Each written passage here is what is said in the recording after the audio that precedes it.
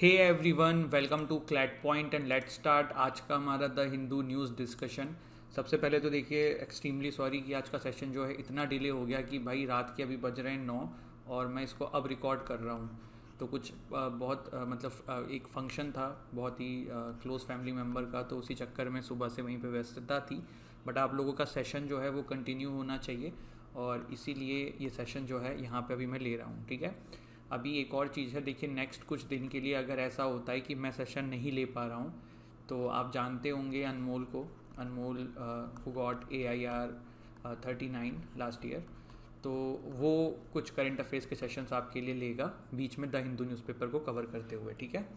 He is one of the gem in current affair, तो वो आपका सेशन मेरी जगह पे कुछ दिन के लिए लेगा। बट आई विल ट्राई कि ऐसा नौबत ना आए, मैं ही सेशन ले लूँ। बट अगर नहीं ले पाता हूँ टिल 3 और 4 ऑफ दिसंबर, तो he is going to take it, ठीक है। चलिए, क्योंकि आपकी कंटिन्यूटी ब्रेक नहीं होनी चाहिए। तो पहला आर्टिकल है, election commissioner should not be yes man, ऐसा सुप्रीम कोर्ट ने कहा है। देखो, इसमें कुछ भी ऐसा ताज्जुब वाली चीज़ नहीं है। कल भी हमने एक आर्टिकल डिस्कस किया था कि सुप्रीम कोर्ट जो है वो कुछ कुछ स्टेटमेंट दे रही थी इलेक्शन कमीशन की इंडिपेंडेंस पे, और उसी के ऊपर ना अभी सुप्रीम कोर्ट ने और टिप्पणी कर दी है। पहले क्या सुप्रीम कोर्ट ने पॉइंट्स बोले एक बार पढ़ लेते हैं, ठीक है। तो देखिए, सबसे पहले तो सुप्रीम कोर्ट ने ये बोला है कि जो कॉन्स्टिट्यूशन ऑफ इंडिया है ये बहुत वास्ट पावर देता है CC एंड जो दो अदर इलेक्शन कमिश्नर हैं उनके ऊपर, ठीक है। और उनके शोल्डर पे एक जिम्मेदारी है ये, जिसका उनको अच्छे से पालन करना है। Apart from competence, character is crucial so that those appointed as election commissioner will not allow themselves to be bulldozed। एक ना मैं आपको नाम बताता हूँ, TS शीशान करके नाम था यार इनका, है ना। ये 90s में आपके इलेक्शन कमिश्नर बने थे। ये जब इलेक्शन कमिश्नर बने थे ना, इन्होंने पूरे पॉलिटिकल लॉबीज़ को हिला के रख दिया था। मतलब बहुत अलग लेवल का उस समय इलेक्शन होते थे और बहुत ही फेयर तरीके से होते थे। बहुत सारे एक्शंस तक इन्होंने लिए हैं जो लोग इनकी मतलब जो भी इलेक्शंस के रूल्स हैं उसका वायलेशन करते थे।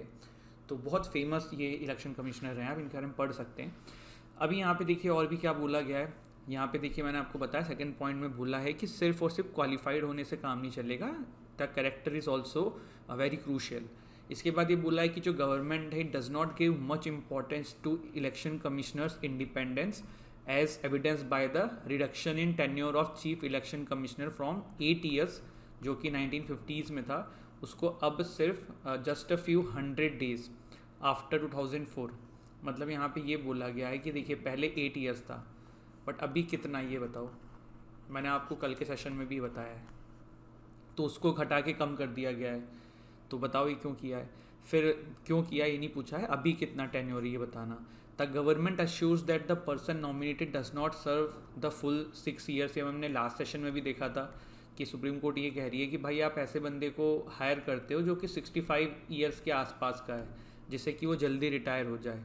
और ये जो है इस तरीके से हमारे कॉन्स्टिट्यूशन का इस मैटर पे चुप्पी होने का एक फ़ायदा लिया जा रहा है पॉलिटिकल पार्टीज़ के द्वारा। फिर यहाँ पे देखिए बोला है कि जो EC है वही CEC बन जाता है, तो वो किस तरीके से बनता है, कोई इंडिपेंडेंट मैकेनिज़्म ही नहीं है पर्सन को कंसीडर करने के लिए। कोर्ट ने जो है सरकार को 24 आवर्स का समय दिया है कि देखते हैं अब कल इस पे क्या बोलते हैं। कि अभी देखो जो क्या है कि फॉर्मर IAS हैं, इनका नाम है अरुण गोयल, एज EC इनको नॉमिनेट किया गया है। और अरुण गोयल जो है एक फॉर्मर IAS ऑफिसर हैं from Punjab cadre. He is set to succeed Rajiv Kumar as CEC। मतलब देखो, मैंने बोला ना यहाँ पे अभी सुप्रीम कोर्ट ने बोला है कि आप EC को CEC बना रहे हैं, तो क्या आपने इंडिपेंडेंस यहाँ पे फेयर तरीके से चीज़ों को डील किया है, नहीं किया है, ये सारी चीज़ें। तो उसी पे यहाँ पे बोला गया है कि यार ठीक है, लेट्स सी क्या होता है। 24 घंटे का समय दिया गया है। ये नाम ध्यान रखना, अरुण गोयल जी कहाँ के हैं, पंजाब कैडर के IAS ऑफिसर हैं, और किसको रिप्लेस करेंगे, राजीव कुमार को एज ए CEC। इसके बाद देखो चीफ इलेक्शन कमिश्नर बहुत इंपॉर्टेंट हो जाता है। तो मैंने कल भी कवर किया था और अभी भी मैं इस वीडियो के एंड में उसको अटैच कर दूंगा। वो अगर कल मिस कर दिया था तो आज ज़रूर देख लेना। इसके बाद है, Scottish parliament can not hold poll for independence, ऐसा कोर्ट ने बोला है। क्या हुआ है देखते हैं। ये देखिए, स्कॉटिश नेशनलिस्ट जो है या फिर स्कॉटिश पार्लियामेंट के लिए एक बहुत बड़ा सेटबैक है कि यूके की सुप्रीम कोर्ट ने ये कहा है कि स्कॉटिश पार्लियामेंट जो है ये खुद से does not have the power to conduct a referendum. Referendum क्या होता है? रेफरेंडम मतलब काइंड ऑफ वोट कराई जाती हैं जनता से राय किसी पर्टिकुलर चीज़ के ऊपर उनके डिसीजंस के लिए। जैसे कि मान लो ब्रेक्सिट था, तो ब्रेक्सिट में इंग्लैंड में रेफरेंडम हुआ था कि भाई यूरोपियन यूनियन से कितने लोग चाहते हैं बाहर निकलना, तो this is what referendum means. तो यहाँ पे ये बोला गया है कि भाई यूनाइटेड किंगडम जो है आपको उनकी पार्लियामेंट जो कि वेस्ट मिनिस्टर जिसको हम बोलते हैं, आपको वहाँ से परमिशन लेनी पड़ेगी, तभी जो है आप इस तरीके की चीज़ें कर सकते हैं इंडिपेंडेंस एंड ऑल की, अदरवाइज आप नहीं कर सकते हैं। इसके बाद देखिए एक और यहाँ पे अपडेट है कि India Australia economic cooperation and trade agreement हुआ है, जिसको हम शॉर्ट में बोलते हैं ECTA। ठीक है, तो Australian parliament ratified India Australia economic cooperation and trade agreement, जिसको हम ECTA बोलते हैं। ये इंडिया के लिए एक बहुत बड़ा मूवमेंट है। क्यों है? क्योंकि it is such type of agreement पहली बार जो कि भारत ने किसी डेवलप्ड कंट्रीज़ के साथ किया है। किसके साथ? एक डेवलप्ड कंट्रीज़ के साथ। तो it is first such agreement for India with a developed country. India has free trade deals mostly with South Asian countries and hardly serve India's trade interest. क्योंकि भाई जब आप छोटे छोटे कंट्री से ट्रेड इंटरेस्ट करोगे, मतलब सॉरी ट्रेड डील करोगे, तो उसमें आपका तो कम फ़ायदा है, उनको ज़्यादा फ़ायदा है। पर अब हम ऑस्ट्रेलिया से करेंगे तो हमारा ज़्यादा फ़ायदा होगा क्योंकि वो डेवलप्ड कंट्रीज़ है। तो ये भारत की नेगोशिएटिंग स्किल्स को भी वर्ल्ड पे दिखाएगा। करीबन $50 बिलियन के आसपास का जो है bilateral trade between India and Australia ये नेक्स्ट 5 ईयर्स में करने की कोशिश है और 10 लाख जॉब्स के आसपास क्रिएट करने की कोशिश है। फिलहाल जो इंडिया ऑस्ट्रेलिया के बीच में एक आंकड़ा जो चलता है ना, वो है 25 बिलियन का, कि इतने का ट्रेड अभी हम लोग करते हैं। इसी के साथ ये फ्यूचर में भी हम और कंट्रीज़ के साथ जो फ्री ट्रेड एग्रीमेंट करेंगे उसके लिए एक रोड मैप की तरह काम करेगा। ठीक है, की फीचर्स ऑफ द डील क्या है? तो duty free access to Australian markets, हमारा जो डेयरी एंड एग्रीकल्चर सेक्टर है उसको एक्सक्लूड कर दिया है, तो उसमें हमारे किसानों को नुकसान नहीं होगा। हम जो प्रोडक्ट्स बेचेंगे ऑस्ट्रेलियन को उससे रिलेटेड, तो वो इसमें एग्जेम्प्टेड है। Import price number of commodities for India के लिए रिड्यूस हो जाएगा। सर्विस सेक्टर भी इसमें इंक्लूडेड है, जैसे कि IT, हेल्थ, ITS एक्सेट्रा। इसके बाद देखिए गरुणा शक्ति न्यूज़ में थी। गरुणा शक्ति न्यूज़ में क्यों थी? क्योंकि एक्सरसाइज जो है ये 8th edition of the series of bilateral exercise between India and Indonesia. तो गरुणा शक्ति जो है किसके बीच में है? इंडिया एंड इंडोनेशिया के बीच में। और मिलिट्री टू मिलिट्री एक्सचेंज जो प्रोग्राम है उसके थ्रू एक्सरसाइज करी गई है। द एक्सरसाइज जो कि स्टार्ट हुई है commenced on 21 November 2022, aims to enhance understanding, cooperation, interoperability between the special force of both armies. मतलब देखो जब कल को युद्ध हो जाए तो ये दिखाया जा रहा है कि भैया इंडिया और इंडोनेशिया की फोर्सेस आपस में मिलकर कितने अच्छे से कोऑर्डिनेट करके युद्ध लड़ सकती हैं साथ में किसी सामने वाली कंट्री के अगेंस्ट में। तो यही चीज़ है। अदर एक्सरसाइज विद इंडोनेशिया जो है वो है इंडिया इंडोनेशिया कोऑर्डिनेटेड पेट्रोल, जिसको हम इंडो कॉर्पेट भी बोलते हैं। एक और है समुद्र शक्ति, अब बायलैटरल मैरीटाइम एक्सरसाइज। तो गाइज़ ये था हमारा आज का सेशन। बहुत रिपीटेटिव न्यूज़ है तो न्यूज़ में ज़्यादा कुछ है नहीं डिस्कस करने के लिए। इलेक्शन कमिश्नर और चीफ इलेक्शन कमिश्नर के बारे में डिटेल में पढ़ लेना, बहुत न्यूज़ में है, मैं अटैच कर रहा हूँ video. Thank you so much, bye, take care. Hey everyone, welcome to CLAT point and let's start today's आज का हमारा न्यूज़ डिस्कशन, जो कि क्लैट A-लेट, CLAT PG, NLSAT and other law entrance test आप देंगे, आप लोगों के लिए इंपॉर्टेंट हो सकता है। देखो पहले तो आप लोगों के लिए एक अपडेट है, और अपडेट ये है कि देखो पेपर आप लोगों का नेक्स्ट मंथ में है। ठीक है, 18 दिसंबर में क्लैट 2023 आपका जो है वो है। तो जिनको क्लैट 2024 भी देना है तो अब आप लोगों के लिए भी चीज़ें ना देखो रिपीटेटिव आ रही हैं, और जो 2023 वाले उनके लिए तो स्पेशली है कि नवंबर जो है वो एंड तक ही आपको करंट अफेयर्स करना है, दिसंबर का नहीं करना है, क्योंकि तब तक आपका पेपर बन जाता है। तो अब क्या हो रहा है ना, न्यूज़ रिपीट हो रही हैं, चीज़ें सेम हो रही हैं, तो अब ना मैं सोच रहा हूँ कि द हिंदू को डिसकंटिन्यू कर दिया जाए फॉर द टाइम बिंग 18 दिसंबर तक, क्योंकि इधर जो रिमेनिंग डेज हैं 7-8 डेज या फिर जो भी चीज़ें रह गई हैं, ये तो जब हम अभी हमारा जो लास्ट पार्ट है 7 आवर्स वाली जो वीडियो हो चुकी है 35 मार्क्स वाली, उसमें 1 आवर का जो सेशन बाकी है for the month of November, तो वहाँ पे हम कवर कर लेंगे अगर कुछ नया टॉपिक आता है, और बाकी अभी तक हमने सारी चीज़ें कर ली हैं। ठीक है, तो दिस इज़ ये एक अभी अपडेट था आप लोगों के लिए, तो मैंने इसको सोचा कि शेयर कर देते हैं। अब आज के न्यूज़ एनालिसिस को देखते हैं। ऑल्दो अभी दिस इज़ नॉट श्योर, आप लोग मुझे कमेंट सेक्शन में बताइए आप लोगों का इस पर क्या ओपिनियन है। इफ़ यू वांट मी कि आप सर आप करिए तो मैं करता रहूँगा, अगर आप कहेंगे तो इसको डिसकंटिन्यू कर सकते हैं।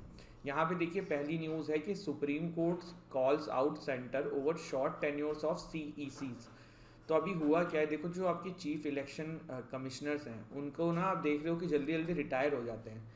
तो उस पर ना अभी सुप्रीम कोर्ट ने टिप्पणी ये करी है कि गवर्नमेंट जो है वो उन्हीं लोगों को अपॉइंट कर रही है जिनको वो एज में देख रहे हैं कि जल्द से जल्द रिटायर हो जाएंगे।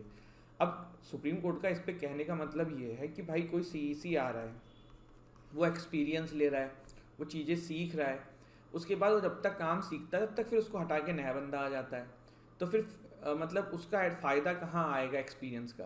तो ये वाली चीज़ है। तो चीफ इलेक्शन कमिश्नर जो है वो न्यूज़ में है, तो देख लेते हैं अभी प्रेजेंट में आपके CEC कौन है। तो हमारे जो चीफ इलेक्शन कमिश्नर हैं अभी वो है राजीव कुमार, इन्होंने सुशील चंद्र जी को रिप्लेस किया था। It was established in accordance with the Constitution on 25th January 1950। Election commission जो है जिसको हम नेशनल वोटर्स डे की तरह भी मनाते हैं, the secretariat of the commission is in new Delhi. ठीक है, कहाँ पे है? न्यू दिल्ली में है। इसके बाद आगे बढ़ते हैं। The body administer election to the Lok Sabha, Rajya Sabha, state legislative assemblies India and the office of the president and vice president in the country. ठीक है, बिल्कुल सही बात है, इतना तो पता ही है हमें। एक चीज़ और ध्यान रखिएगा, जो पंचायत एंड म्यूनसिपाल्टीज़ के इलेक्शन होते हैं वो आपकी जो है वो इलेक्शन कमीशन नहीं देखती है, उसके लिए सेपरेट स्टेट इलेक्शन कमीशंस होते हैं। तो by the way election commission के ऊपर कोई ट्रू फॉल्स वाला क्वेश्चन हो या फिर ऐसा कोई क्वेश्चन आ जाए कि क्या होगा क्या नहीं होगा, तो फिर वहाँ पे आपको ध्यान रखना है कि भैया ये स्टेट इलेक्शन कमीशन का काम क्या है कि पंचायत म्यूनसिपाल्टीज़ के इलेक्शन देखना, बट स्टेट के इलेक्शन भी कौन देखता है? EC ही देखती है, तो वहाँ कंफ्यूज नहीं होना है। कॉन्स्टिट्यूशनल प्रोविजंस भी हैं हमारे पास कुछ कुछ। तो आर्टिकल 3 to 4 से लेके 3 to 9 जो कि पार्ट 15 है, ये भी ध्यान रखिएगा कौन से पार्ट में लिखा हुआ है? पार्ट 15 ही है ना ये? हाँ, रोमन में है तो 15 ही है। ऑफ द इंडियन कॉन्स्टिट्यूशन, जो डील करता है और सारे मैटर्स जो कि डील करते हैं किससे? इलेक्शन कमीशन से। ठीक है, अब देखो आर्टिकल 324 है, 325 है, ये आप लोग पढ़ लीजिएगा। सो मतलब मैं आपको कुछ समझाने वाला तो है नहीं। आर्टिकल 326 है, आर्टिकल 327 है, आर्टिकल 328 है, आर्टिकल 329 है। बट यहाँ पे मोटी मोटी चीज़ जो आपको ध्यान रखनी है वो ध्यान रखनी है पार्ट 15 एंड आर्टिकल 324 से 329। ठीक है, ये इंपॉर्टेंट फैक्ट था, ये आपने को ध्यान रखना है। Appointment and tenure of commissioners, तो क्या अपॉइंटमेंट एंड टेन्योर होता है? तो प्रेसिडेंट अपॉइंट करते हैं CEC को इन एंड इलेक्शन कमिश्नर्स को। They have fix tenure of 6 years। कितना है? 6 years मैक्सिमम ये है, और up to the age of 65 years। यही तो अभी हमारी सुप्रीम कोर्ट कह रही है कि आप जो है 64 साल, 63 60, 64.5 ऐसे बंदों को लाते हो जिनका टेन्योर बहुत कम रहता है, तो ये तो गलत है। तो ये वाली चीज़ है। This enjoy the same status and receive salary and perks as available as the judges of the Supreme Court of India। ठीक है, अब बात है कि सर इनको रिमूव कैसे कर सकते हैं? तो सेम जैसे सुप्रीम कोर्ट ऑफ इंडिया के जजेस को कर सकते हैं। रिमूवल के 2 तरीके होते हैं, एक तो ये खुद से रिज़ाइन कर दें और दूसरा जो है वो इम्पीचमेंट के थ्रू। ठीक है, क्लियर हो गया?